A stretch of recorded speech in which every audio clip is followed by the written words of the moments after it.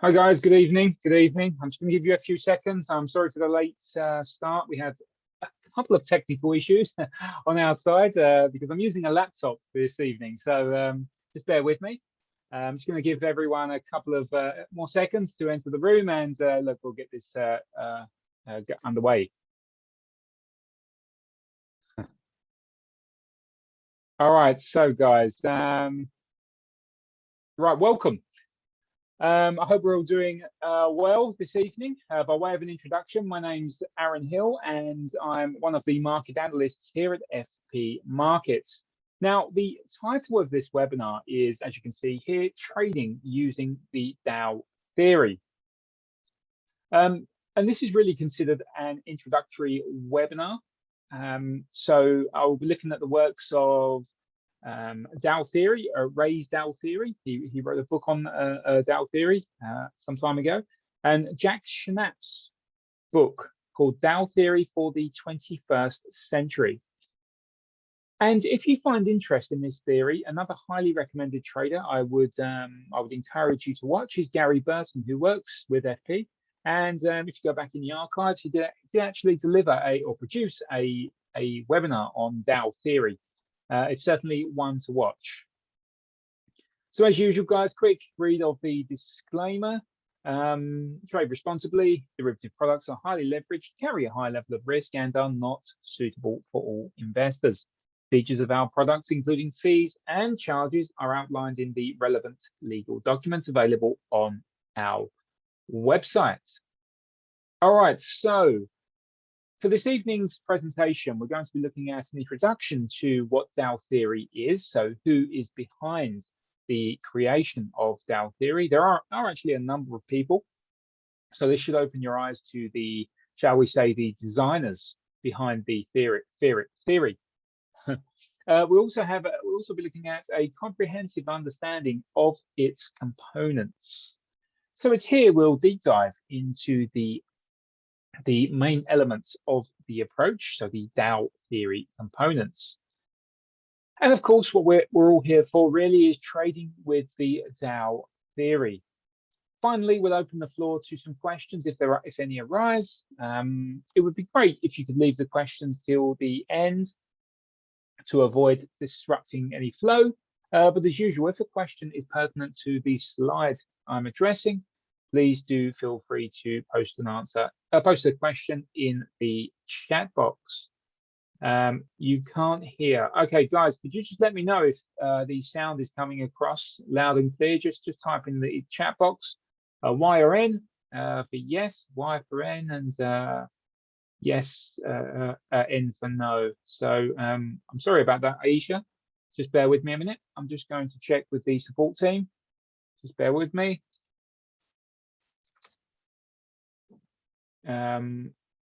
Right, I think all the other. All right, so I think all the other attendees can hear because I've not heard from anyone. So the support team is currently typing to you now, so that we should be able to get that sorted for you. Right, let's move on. Dow Theory is not anything new. It's in fact over 100 years old. So the main gentleman behind this theory really is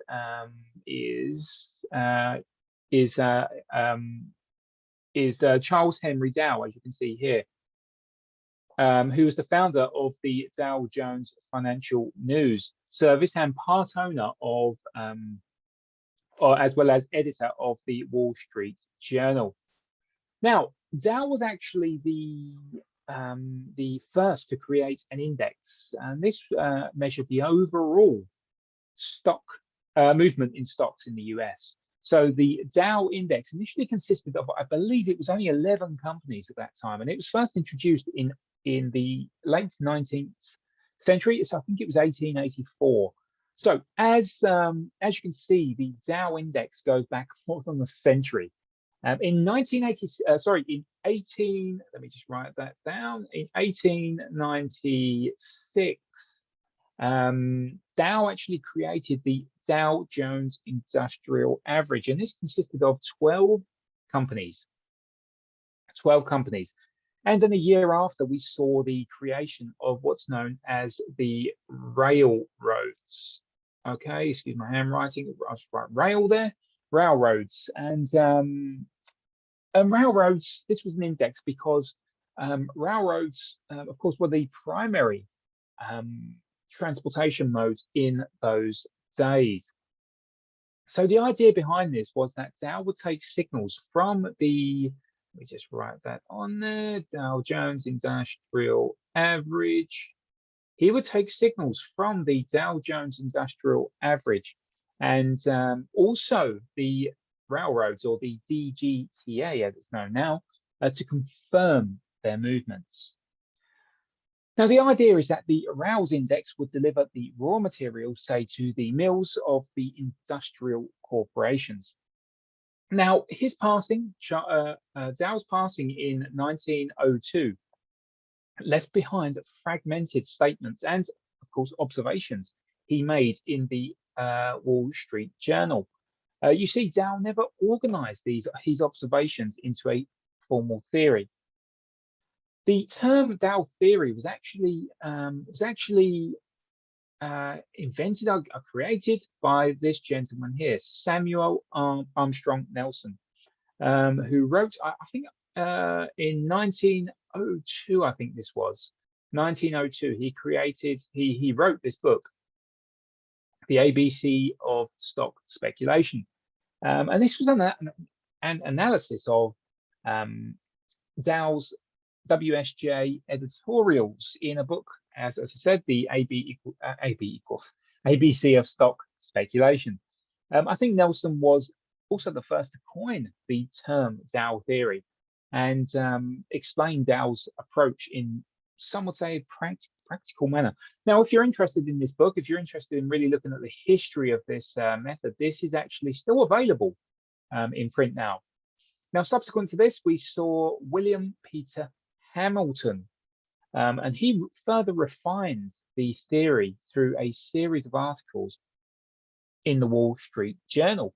And this was from, I think it was the beginning of the 20th century. So I think it was 1902 to 1929.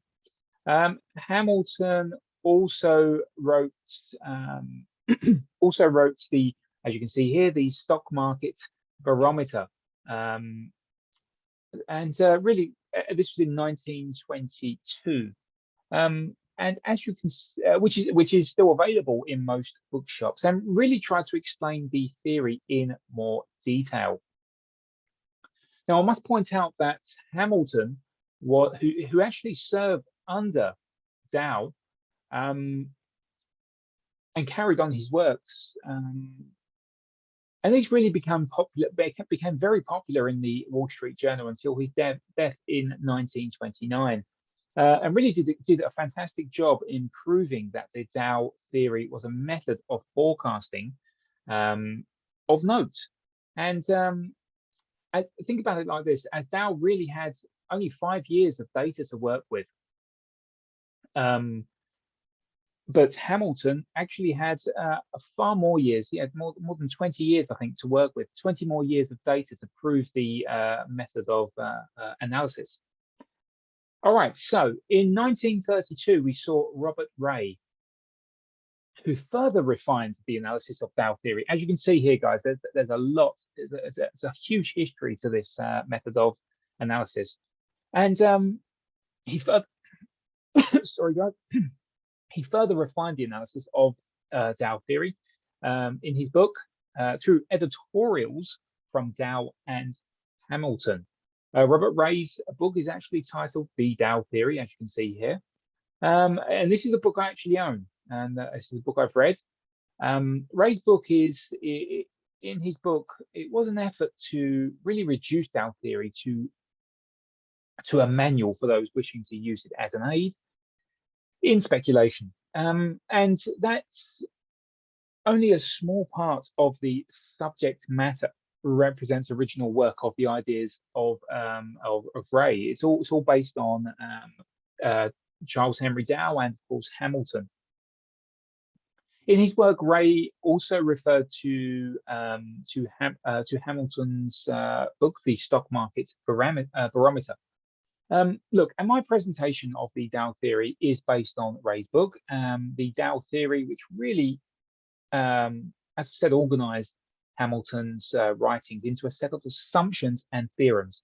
I've also used the work of that I found in a book titled Dow Theory for the 21st Century. That was written by Jack Shanap, and he's an editor at the dowtheory.com.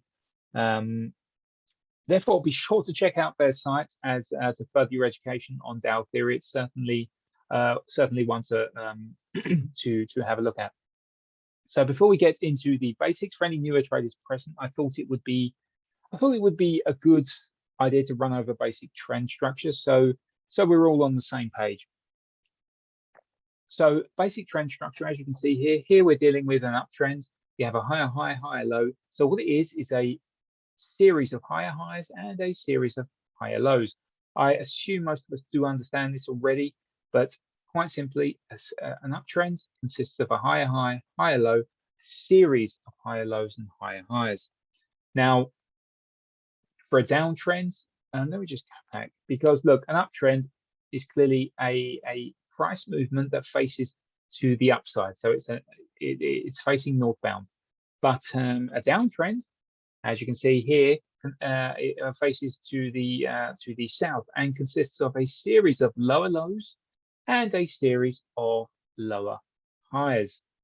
Now, are there any questions, guys? If there are any questions regarding this basic structure, please do not feel the question may be silly, because there are no silly questions really when you're learning how to trade or invest in the market. So please, look, if you have any questions regarding this, now's the time to ask, and I'll happily explain it on this slide. If not, I'll continue. It doesn't seem like there are any questions, so all right, I'll continue, guys. So Ray makes it clear that before one can begin to work with the Dow theory, without any reservations, Ray's words, not mine, 3 hypotheses and a number of theorems must be accepted. Now, the 3 hypotheses are manipulation, averages discounts everything, and the theory is not infallible. Now, the theorems, Dow's 3 movements. Now, this is the trend. This is something I'll be talking about quite in depth. Both averages must confirm. This is where it really gets interesting, and you can confirm the trend for this, determining the trend, and the relation of volume to price movements. There is also double tops and double bottoms and lines, and lines are just, I think they're ranges. I won't be going into too much detail with this, to be honest. And there's also the individual stocks, I think Ray mentions. But look, this is really to give you a broad view of the theory's components. I will look at diving into the most important elements, so we all leave with an idea how the Dow theory is constructed. Now, the averages discount everything. So this is the first hypothesis that I really want to take into account. So basically, the market reflects all available information. This is actually taken from Ray's book. So this is my own book as well. I took a snapshot from the book and placed it here for you guys. So basically, the market reflects all available information. Everything there is to know is already reflected in the markets through the price. In other words, everything you need to know about a security, about a currency pair, can be found in its price movements. Now, I thought this was really good, and I found I found this in a piece from Hamilton that was noted in Ray's book. He states that the market does not trade upon what everybody knows, but upon what those with the best information can foresee. I thought that really touched on what they mean when they say the averages discount everything. Now, Dow theory is not infallible. Now, this is pretty much self-explanatory. Like all things, I hope we're all on the same page here, but like all things in trading and investing, there will be times when the system does not perform. As we can see, Ray writes, the Dow theory is not an infallible system for beating the market. Its successful use as an aid in speculation requires serious study, and the summing up of evidence must be impartial, so it must be objective. The wish must never be allowed to father the thought. So look, pretty much, as I said, pretty much self-explanatory. Like everything, we're not always going to have those winning trades. We are going to have losses as well, and that's just part of the business. Now, Dow's three movements. This is really what interested me in Dow theory to begin with. We have a primary trend, we have a secondary trend, and we also have a daily fluctuations. Now, in the order of importance, we have the primary trend. And this should garner the most attention, as remember, it is the trend, according to the theory, that is inviolate, meaning it cannot be manipulated. So assuming this is the primary trend, this is something that cannot be manipulated. This is the major overall trend. So the primary trend is the major overall trend in the market that can maintain its structure for several years. Now we must recognize this trend, which is the primary bull or bear trend of the market. On average, though, I've seen many practitioners state the primary trend is generally longer than 2 years. So I guess our time frames for the primary trend can either be on the daily time frame or weekly time frame, as long as it includes 2 years of 2 years of data. So that's very key. With the primary trends, we need at least 2 years of data to work with. So if you can find that on the daily time frame, great. If you can find it, if it's easier to view that on the weekly time frame, the trend, fantastic. I want to go over this in some detail because it's really, really important. So once the primary trend is in place, it is assumed to continue until proven otherwise. So primary market movement is a long upward or downward movement that's interrupted by rallies. These are the secondary pullbacks within a downtrend. And also they are interrupted by downtrends, which are seen in within uptrends. So these are the secondary corrections.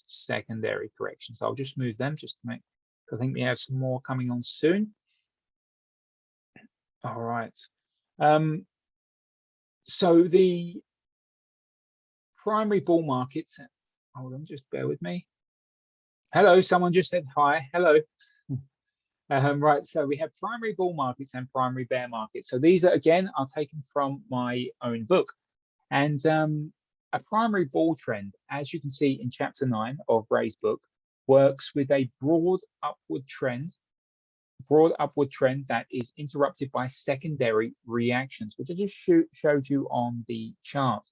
I will sum up the passage for us, though. Just bear with me here, guys. So the primary bull markets, there are 3 phases in the primary bull markets, which are reviving confidence in the future of business. Think about this in terms of in stocks. This is when stocks begin to bottom and turn higher. We then see stocks continue to rally on the back of more upbeat corporate earnings. And then finally, we enter a period of what's known as a rampant speculation as prices advance on hopes and expectations. I always try to compare this to Bitcoin. Do you remember back when Bitcoin was just on an absolute tear and everyone was just buying? This was a very perfect example of a rampant speculation. So look, a primary bear market from chapter 8 also works on 3 principles. And these three principles are abandonment of hope, at which stocks were purchased at inflated prices. So this was the rampant speculation I was talking about. These are the investors who bought at the top. The second phase is selling due to the decreased earnings. This is what you'll see halfway through the trend, or a third way down after we have a top. And the last phase reflects distress selling, those that just want to get out at any price.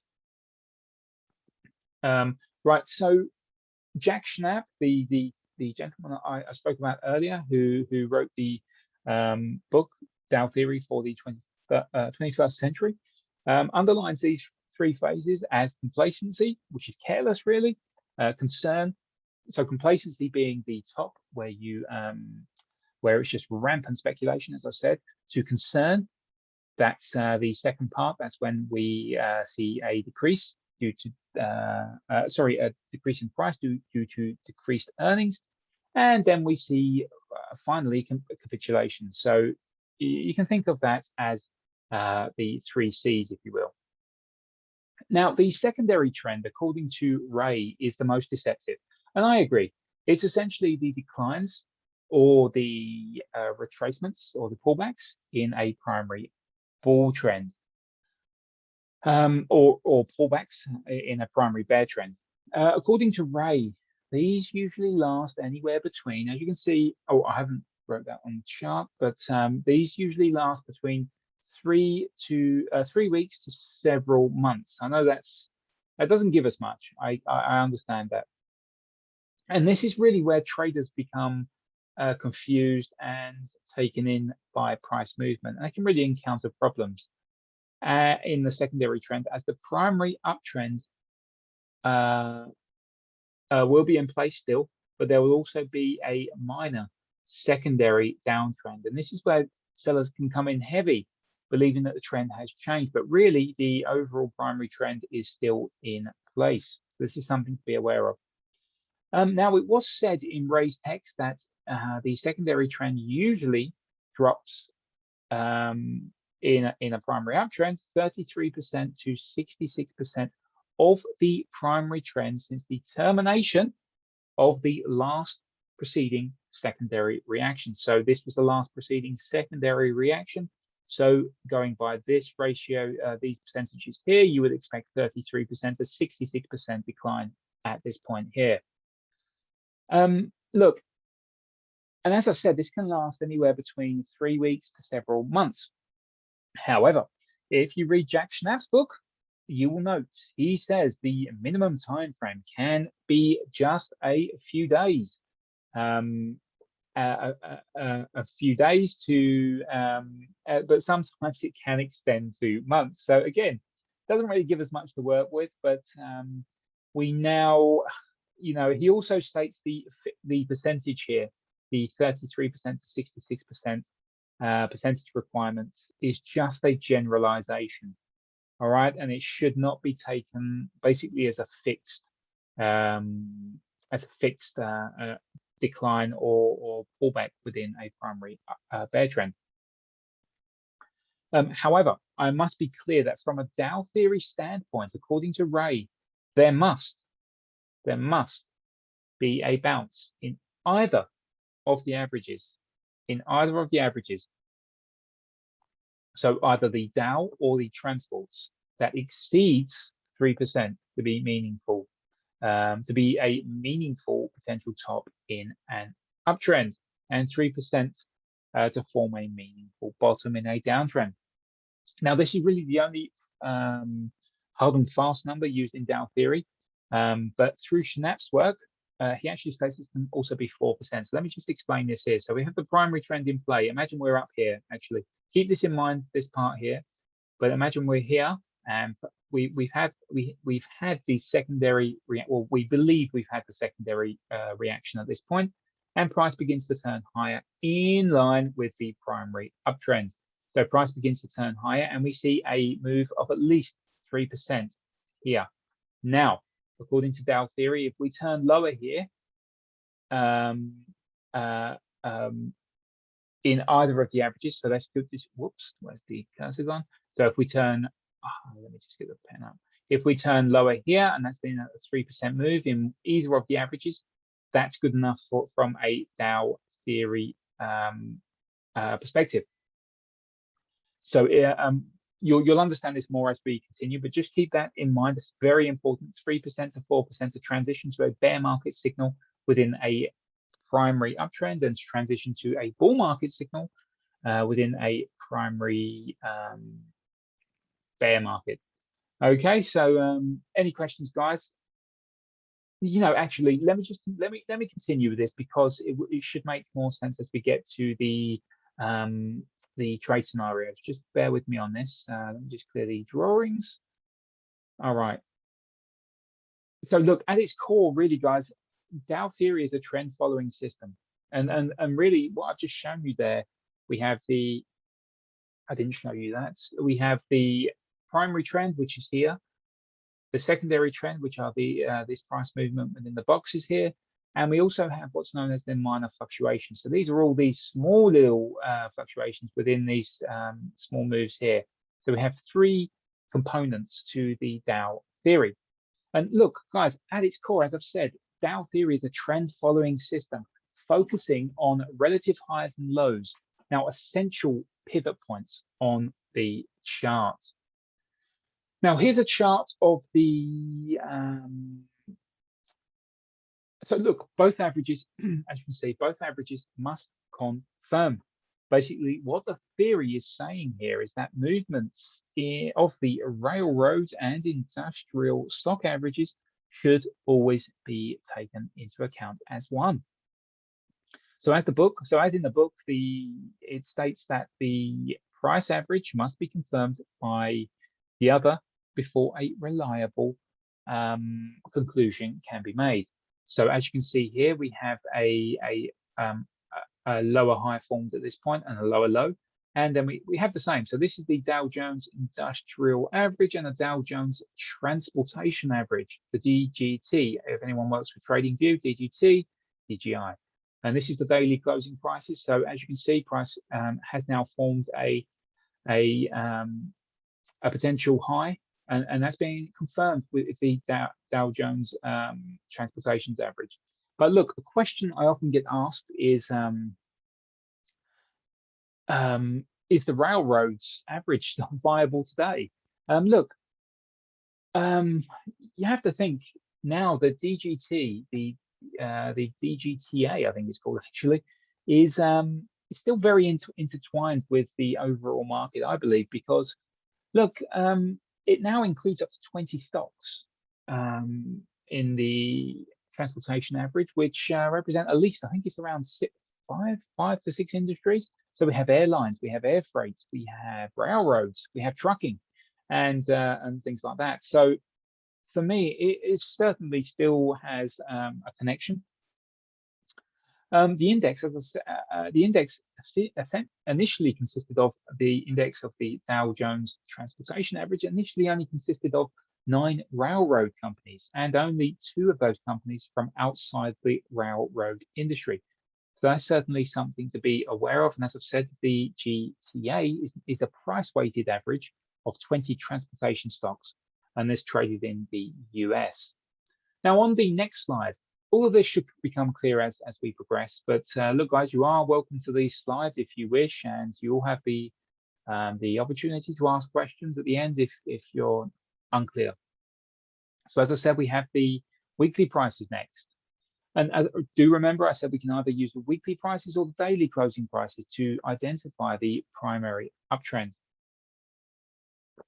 So here we can see we have confirmation of the primary bear trend. Let me just get the, no, let's leave that. So we do have confirmation of the primary bear trend. So we have the lower low formed in the Dow Jones Industrial Average, just the April of 2022, and again I think this was formed a little earlier, so around probably March in the DGT, and we had a lower low there. And look, we had a lower high, and then we followed through with a lower low and a lower low at this point here. So both averages were confirming we are now in a primary bear trend. I won't go into too much detail here because, but look, if you, I'm just trying to think. I don't really want to confuse too many of you, but so look, let me just see what the next. There we go. This is better. So here we have another confirmation of the primary bear trend here. So we have a lower low and another low. So this is actually live data from. I was taking this yesterday, I think. So we had this initially. Do you remember? Prices formed a low, then a potential lower high, and now we fast forward. This was the lower high, and now we've pushed lower and formed lower lows on both indexes. So we are confirming that there is a primary bear trend in play. Now, but we have yet to see confirmation of a bull trend. And we've yet to see, I don't believe we've seen a 3% bounce. So we need to see a 3% bounce. I'm not sure, I didn't measure that, but if we have, then we could potentially see a move to the upside. This will become clearer as we continue. But I hope you're understanding the basics right now. Just something I really wanted to touch on, determining the trend. Now, this is very important and kind of merges nicely with the previous slide in regards to the averages confirmation. Now, I'll use this example I found in Schnapp's book, as it really puts across the idea of determining the trend very well, I thought. Just to be clear here, all credit goes to Schnapp's work here. I'm simply repeating it, if you will. So, as you can see, look, a modern misconception is that both the industrials and the transports must make new all-time highs. This is incorrect. For a bull market to be in force, some have argued that the 60% gain from the October 2002 low here to the May 2006 high at around 11, I think that's 11,642, was not a bull market. So what they're saying is this was not a bull market. All of these years here was not a bull market because we did not exceed the 2002 all-time high at this point until October of 2006. So those that were saying this was not a primary uptrend were saying it had to break this high before we saw an uptrend. This is not true according to Dow Theory, and certainly according to Schnapp's work. So this is something to be aware of. A bull market, you do not need to see all-time highs or all-time lows for a bear market, which you know, this would really imply, if that was the case and we had to break this would really imply that 80 points between this high and this point here somehow changed the status of that bull market. So a bear market, this is Schnapp's words, of course, a bear market changes to a bull market at the low point, not after it gets to a higher point than the last bull market. All right, so this is something to be aware of. All right, so here we go. We're going to jump right into the really what we're looking to trade, and these are the signals. So how do we use the signals? And again, guys, this is work from Jack Schnapp's book, which I will ensure that there is a link. In fact, I have a link here. Just bear with me, guys. I'll put this in the chat box. Now, I don't have any affiliation to the author here, but give credit where credit is due. I'm just trying to put that in the chat box. So do be sure to check this out. There we go. His book is awesome. I actually own that book as well, so it's certainly something you should really look into if you are really serious about Dow Theory. So the most common buy signal found in Dow Theory is when a low is formed. So I'm talking about number one here. So when a low is formed in a primary downtrend. So we have primary downtrends here. We have low formed within that primary downtrend, and a secondary uptrend rebound occurs. Will either occur in either the, as you can see, the transport or the Dow Jones Industrials. Now, following this,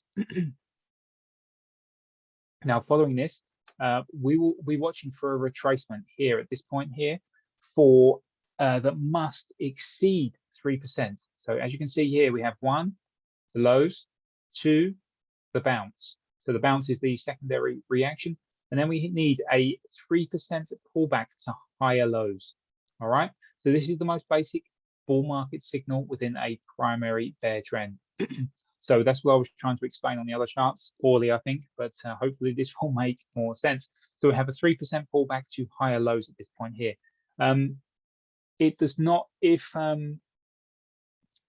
do bear in mind this, you only need to see a 3% pullback to higher lows, a 3% or greater pullback to higher lows in either of the transports or the Dow Jones Industrials, okay? So as you can see here, we have at least a 3% pullback in the Dow Jones Industrials here. So this is confirmed. This is the 3% pullback, and then we have to have a bounce higher. The breakup level, this is the important part. So the breakup level is the highest lower high formed after the secondary reaction here. So we have the secondary reaction here in the transports. Look at the bolded line. Secondary reaction at this point here. And that's the highest lower high at that point. So we need to see both of these break up, both the Dow transports and both the Dow Industrials to break higher. And that gives us the buy signal. That tells us that the trend has changed. The primary bull that we are now in a primary bull market. All right, so I hope that makes sense, guys. There are a number of variations to this, which I will cover now. Let me just go. So number 2 is slightly different. But look, as I said, it's a variation, guys. This is the second one. So let me just get the pen out. We have a low, so we're in a primary. Again, this is a bull market signal. All right, these are all bull market signals until I tell you otherwise. So we have a primary bear trend in either of in both of the averages. All right, so yeah, we have a primary bear market in both of the averages here, the transports and the Dow Jones Industrials. We form lows. That's point number 1. We bounce. Point number 2, again, exactly the same as example number 1. We bounce. That's our secondary uptrend. Then we have, as you can see, a 3% pullback, but 1 in this instance goes to new lows, so it forms a lower low. But as you can see here, the transports does not. It does not confirm that we are heading lower. If it did confirm, we would still be in the primary bear market as we were here in this point here.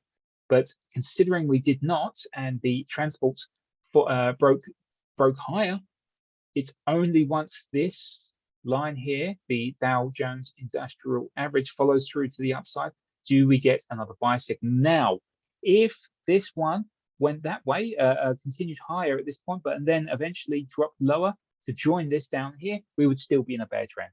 Okay, I hope that makes sense. Again, these are just variations, guys, but it's interesting to know how to look at how these are all traded.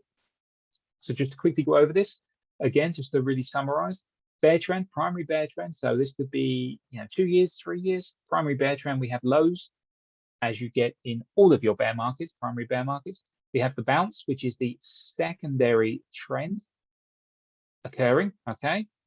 And then we look for number 3. We need a 3% pullback to occur before from a Dow Theory standpoint, and we get that. We get that in the Dow Industrials, but we form a lower low. A lower low, yes, which means many will be looking for trend following signals at this point, or breakout selling signals. But as you can see here, the transport does not confirm the lower low. In fact, it diverges and breaks higher. Now, at this point, once it's broken higher and that's broken lower, we're in a phase of divergence in the market. So we just have nothing to work with. We have no confirmation it's diverging. All right, it's only once these two lines join up, once these two markets join up and confirm direction. And as you can see, that did occur. We had the transports bounce higher, and then we had the Dow Industrials join later on, which then gives you the buy signal. All right, on to number 3.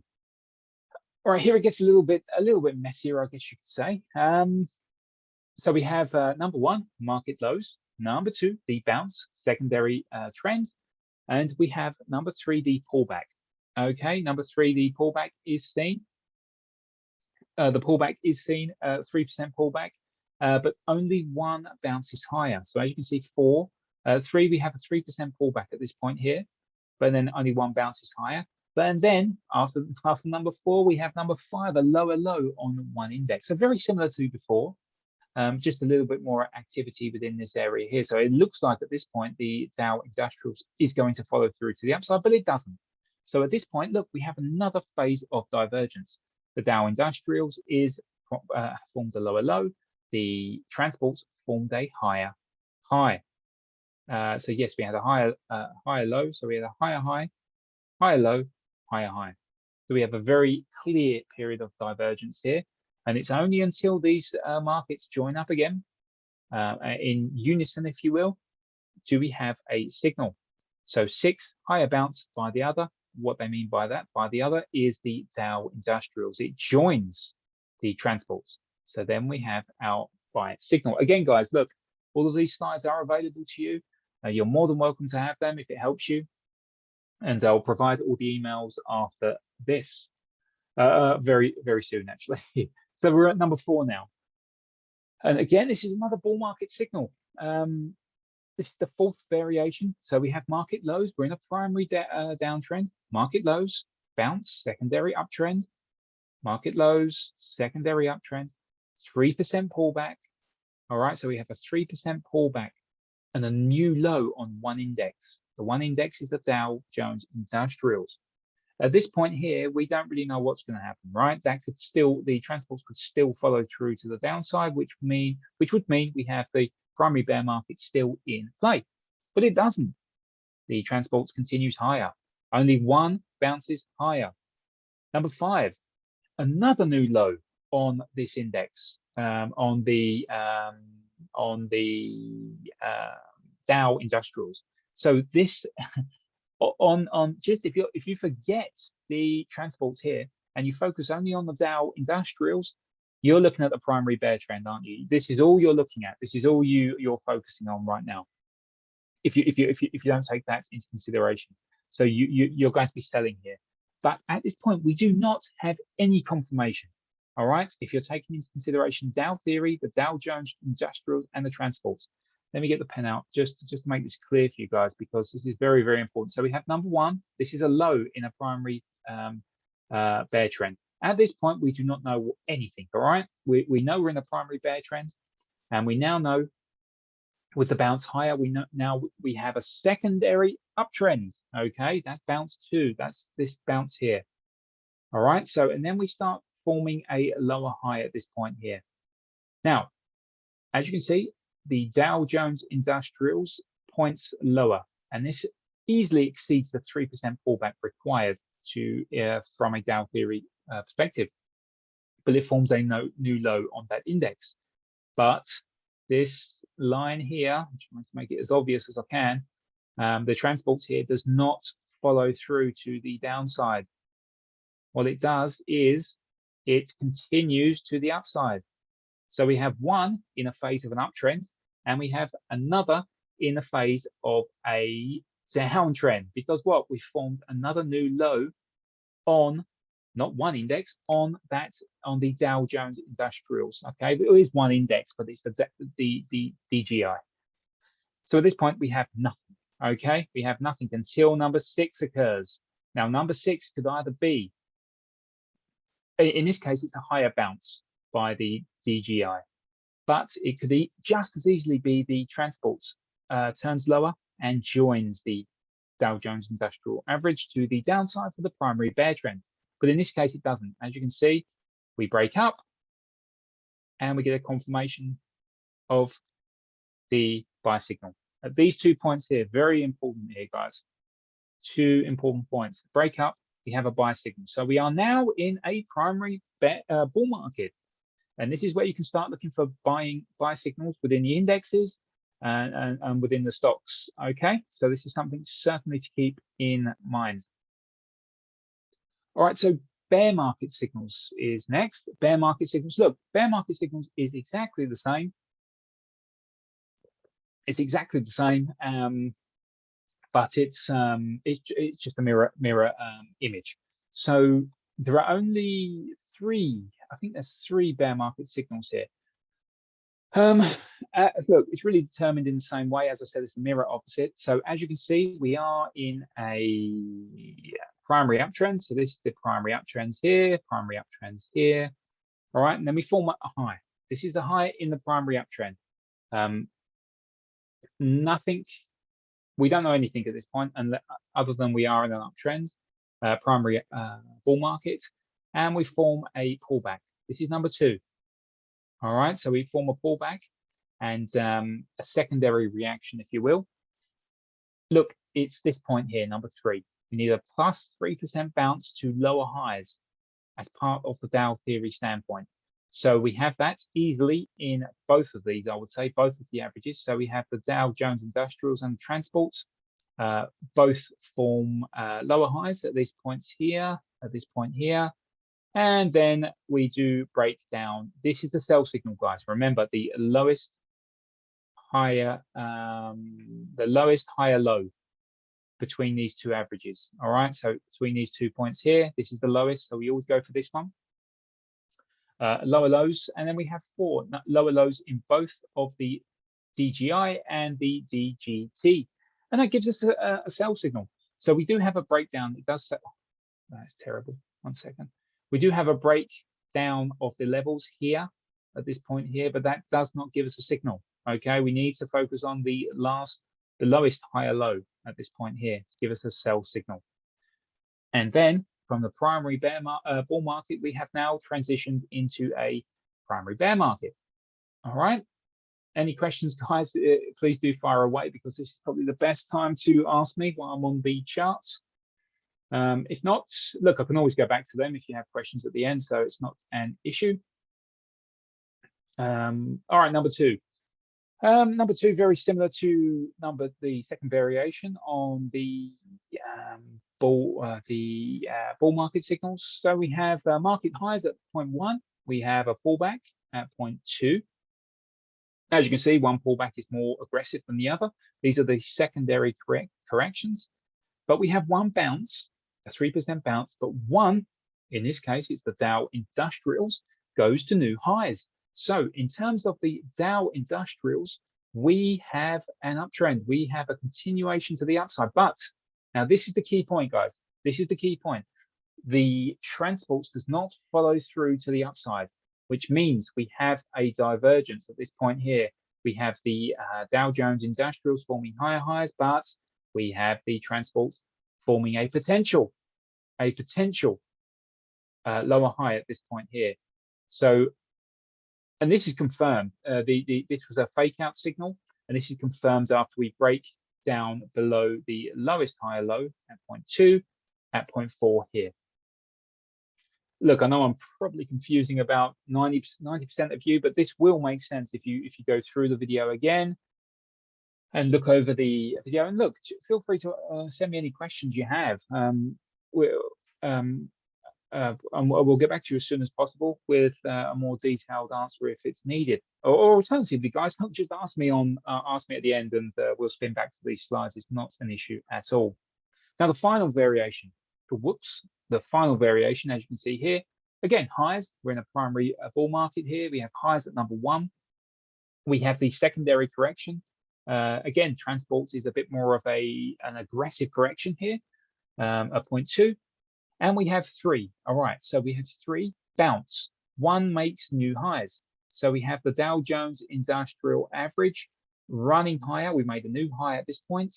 And we made a smaller higher low at this point, and then we followed through and made another high at that point there at 0.5. But at the same time, what we had was the transport forming lower lows, lower highs, and then another lower low. All right, so it's only until these two lines, these two averages line up, do we have a signal. So at this point here, we have complete divergence. Let me just get the pen out. Whoops, sorry. Wow, God, what's happening? I'll just get the pen, just bear with me. So at this point here, once this is making a higher high, and this one, and the transports is making a lower low, we have complete divergence. And then we have this happen, the Dow Jones Industrial Average forming another high. All right, and this is all the while the heat transports is forming a lower low. So at this point here, we have complete divergence between these two markets, and this is not a formation we want to be trading if you're trading Dow Theory.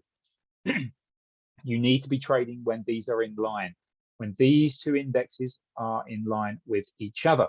And these are all just variations. These are not here to confuse you. These are just the variations that you may encounter, or you will encounter within the markets. So as you can see here, 1, highs, 2, pullback, secondary correction, 3, bounce, 1 makes new high. 1 in this case is the Dow Industrials. 4, pullback, other makes a new low, which means the transports makes a new low. Complete divergence, even at this point. 5, first makes even higher high. All right, so that's the Dow makes another higher high. So anyone that just trades the Dow alone is very bullish at this point. They're breakout buying. They're having a whale of a time because they think the trend is continuing. But at this point here, we have complete divergence, and then we see the transports turn lower. So we formed another lower high at this point here, and then we're forming this on the way to form another lower low. But at this point here, when the Dow Industrials turns lower and breaks what? It breaks this, the lowest higher low within that uptrend, within that secondary correction. It's here, guys. That's where your sell signal is. That's where you know things are likely to get pretty bad in this market. Likely, I do emphasize the word likely there, because nothing, as Dow Theory is not infallible. All right, so there's no guarantees for this, but it's proven itself. It stood the test of time, and it's certainly worth your consideration in terms of back testing, I would think. So I see no questions. So recommendations for further study.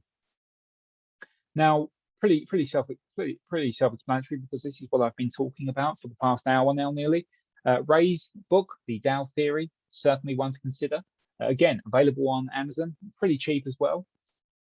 Jack Schnapp's book, The Dow Theory for the 21st Century. You have a link in the chat box. Do have a look at that. I think it's only available in hardback, unfortunately. I have it in hardback. It's certainly worth it. It's very easy to follow along, very well written, and yeah. So, and again, guys, do check out Gary Burton. He actually conducted the webinar on Dow Theory as well, and it's certainly one to watch. I've watched it, and I think it certainly has value for any traders watching. All right, so look, thank you very much, guys. Thank you very much for spending the hour with me. Any comments or feedback to the team, support team at fpmarkets.com, or guys, if you have any questions about this presentation that you didn't want to voice here, please do consider sending your questions to market analyst at fpmarkets.com, and the team here will get back to you as soon as they can. If you have any questions now, guys, look, please don't be afraid.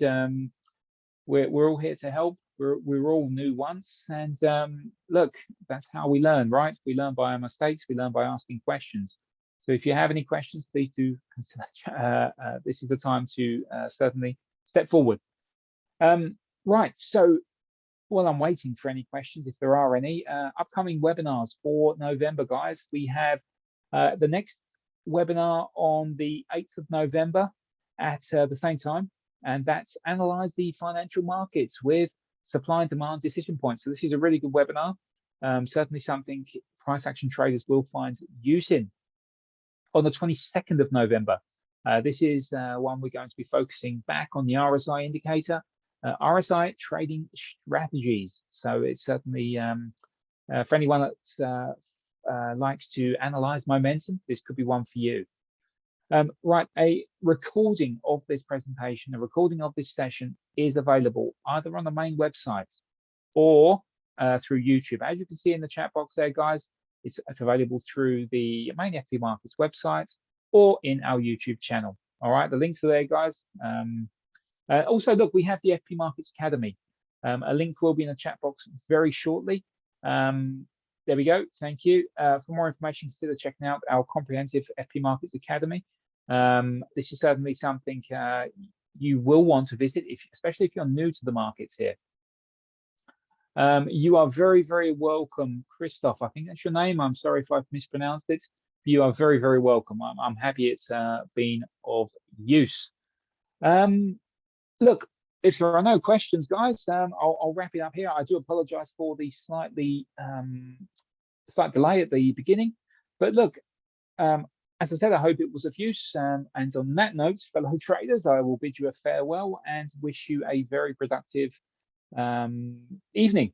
Catch you soon. Thank you very much for joining.